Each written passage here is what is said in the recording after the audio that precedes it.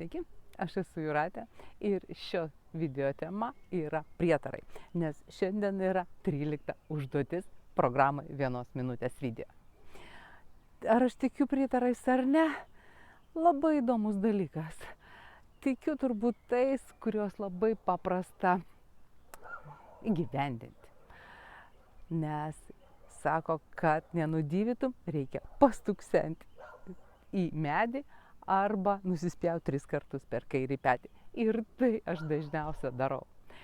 Jeigu aš kažką pamirštu, išvažiavus iš namų ir tenka grįžti, tai aš tikrai stengiuosi pasižiūrėti į veidrodį. Bet man tai sukelia ypatingą nuotaiką, nes visada, kai pasižiūriu į veidrodį, aš savo nusišypsau.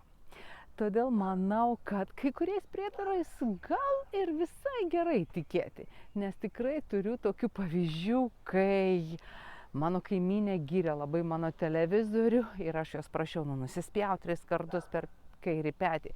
Jis sakė, ne, čia prietarai, bet televizorius po to sugedo.